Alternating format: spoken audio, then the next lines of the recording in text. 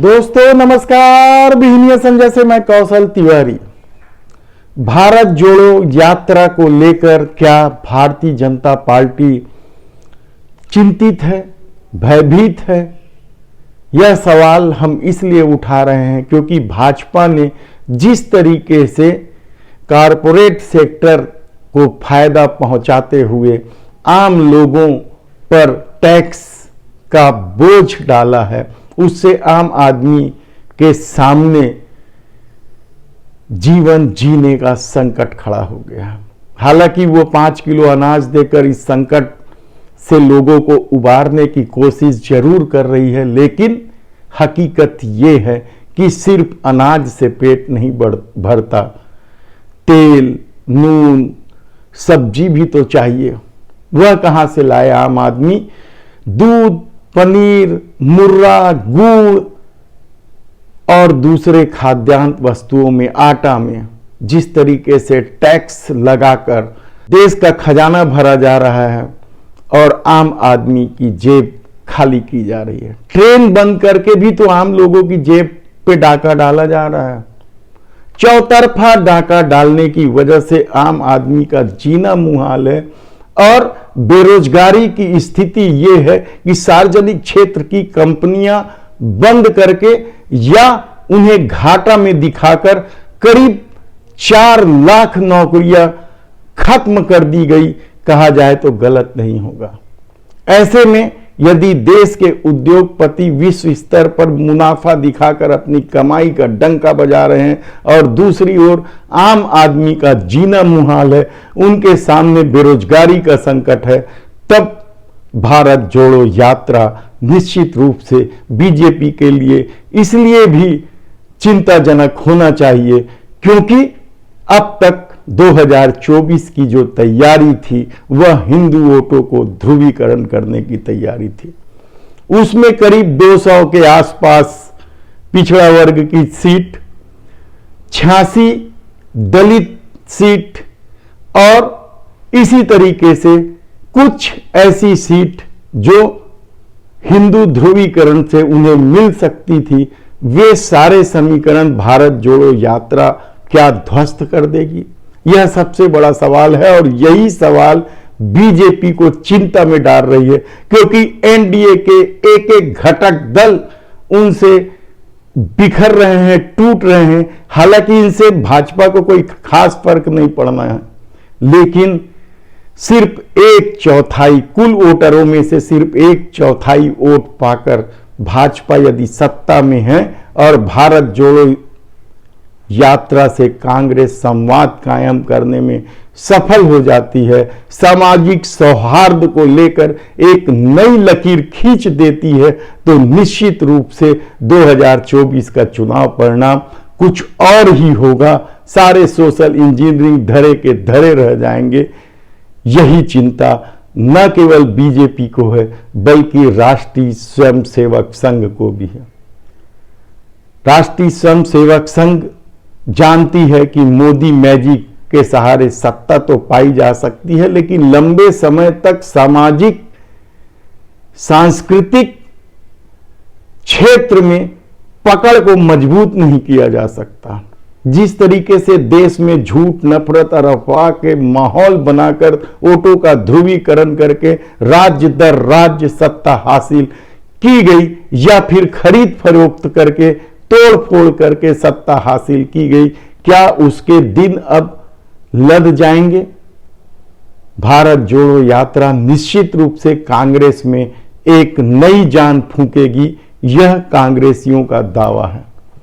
और यह दावा इसलिए भी है कि जब भी कोई यात्रा सत्ता के अहंकार, सत्ता के अन्याय और सत्ता के नीति के खिलाफ निकली है, उस आंदोलन का बेहतर प्रतिसाद मिला है। दूसरी तरफ छत्तीसगढ़ के भूपेश सरकार ने कर्मचारी अधिकारी फेडरेशन की हड़ताल को समाप्त करने में सफलता हासिल कर लिया। लगातार सरकार इस दिशा में काम कर रही थी और एक से एक तरीके अख्तियार किए गए, जिसमें हमने कल ही कहा था कि कर्मचारी अधिकारी फेडरेशन के पदाधिकारी फंस गए हैं।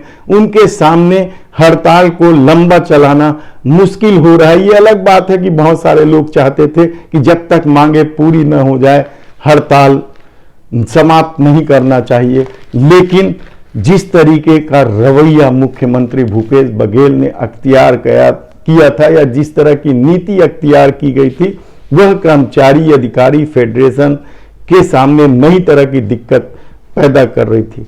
मुख्यमंत्री ने साफ कर दिया था महंगाई क्या सिर्फ कर्मचारियों के लिए है। मोदी सत्ता की नीति की वजह से हर आदमी महंगाई से त्रस्त है। कर्मचारी अधिकारी उससे अछूते नहीं है, वे जानते हैं। और शायद दिवाली के आसपास बड़े तोहफे के वादे या आस के साथ कर्मचारी फेडरेशन ने अपना आंदोलन समाप्त कर दिया। यह अलग बात है कि उनमें जबरदस्त विवाद शुरू हो गया है और जागेश साहू नामक एक कर्मचारी नेता ने अपने तीखे तेवर के साथ 4 सितंबर को बड़ी बैठक बुलाई है और पूरी स्थिति पर समीक्षा करके आगे आंदोलन का क्या करना है यह तय करेगी। बड़ी विवाद की स्थिति है। हालांकि कर्मचारी अधिकारी फेडरेशन ने आंदोलन स्थगित कर दी है और कर्मचारी काम पर लौट गए। बहुत सारे कर्मचारी चाहते भी थे, क्योंकि इस महंगाई के दौर में वेतन का एक दिन भी कट जाना कौन बर्दाश्त कर पाएगा, क्योंकि खर्चे सबके बड़े बड़े हैं। कोई बैंक से लोन लिए हुए हैं तो किसी के खर्चे दूसरे ढंग से बढ़े हुए हैं। इलाज के लिए भी पैसा चाहिए, शिक्षा महंगी हो गई उसके लिए भी पैसा चाहिए। ऐसे में देखना होगा कि आने वाले दिनों में क्या कुछ। उधर नियमितीकरण की मांग को लेकर, स्थायीकरण की मांग को लेकर आंदोलन कर रहे वन कर्मी क्रमिक भूख हड़ताल पर बैठे हैं। रोज 10 लोग भूख हड़ताल कर रहे हैं। कल तो उन्होंने शर्ट उतार कर प्रदर्शन किया, हड़ताल पर बैठे। शासन से वे लगातार वादा निभाने की मांग कर रहे हैं, कहना चाहिए, लेकिन सत्ता अपने ढंग से चलती। हमने पहले ही बताया कि किस तरीके से इससे पहले नियमितीकरण की मांग को लेकर आंदोलन को सरकार ने अपनी नीति से किसी को पुचकार कर, किसी को कमेटी बनाकर, किसी को कूट काट कर आंदोलन समाप्त करवाए हैं। कल तक धरना स्थल पर कर्मचारी अधिकारी फेडरेशन के लोग भी थे। अब वन कर्मी पूरी तरीके से अपने ढंग से धरना स्थल को सजाएंगे, कहना चाहिए, या आंदोलन की नई रूपरेखा तय करेंगे, यह देखना है। वे लगातार मांग कर रहे हैं। खानसामा, वाहन चालक, सभी तरह के वनकर्मी जो अस्थायी हैं, स्थायीकरण की मांग को लेकर सतत आंदोलन कर रहे हैं। उनमें जबरदस्त जोश है। कर्मचारी संघ जिंदाबाद जिंदाबाद, छत्तीसगढ़ दैनिक वेतनभोगी वन कर्मचारी संघ जिंदाबाद जिंदाबाद, नियमितीकरण करना होगा, नियमितीकरण करना होगा, स्थायीकरण करना होगा, स्थायीकरण करना होगा। शेर सड़क पर आया है, शेर सड़क पर आया है, हमारी मांगे जायज है, हमारी मांगे जायज है। हम सब इंकलाब जिंदाबाद, इंकलाब जिंदाबाद, हमारी मांगे, हमारी मांगे। सेवा समर्पण के नाम से पूरी दुनिया में अपनी पहचान बनाने वाले सिख समाज में युवक युवती परिचय सम्मेलन 4 सितंबर को होने जा रहा है। रायपुर ग्रीन सेवी खेड़ी में आयोजित इस सम्मेलन में 400 के आसपास पंजीयन हो चुके हैं। 6वां सम्मेलन है ये उनका। सम्मेलन के संयोजक सुरेंद्र सिंह छाबड़ा, जो अल्पसंख्यक आयोग के भी नेता हैं, और सुरेंद्र सिंह छाबड़ा, निरंजन सिंह खनूजा और बंटी पत्रकार वार्ता में बैठकर पूरे विस्तार से जानकारी दी और इस बात पर चिंता भी जाहिर की कि महिलाओं की या युवतियों की संख्या कम होने के कारण सिख समाज में शादी ब्याह में दूसरे तरह की तकलीफें हैं।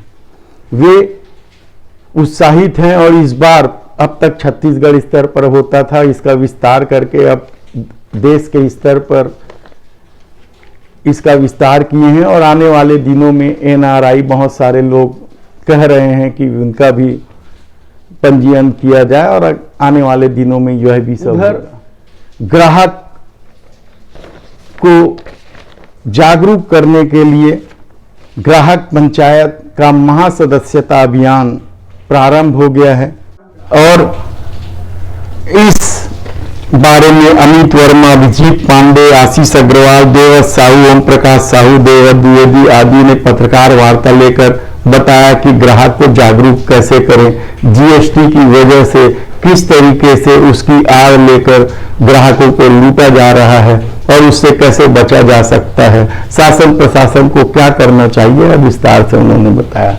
धन्यवाद।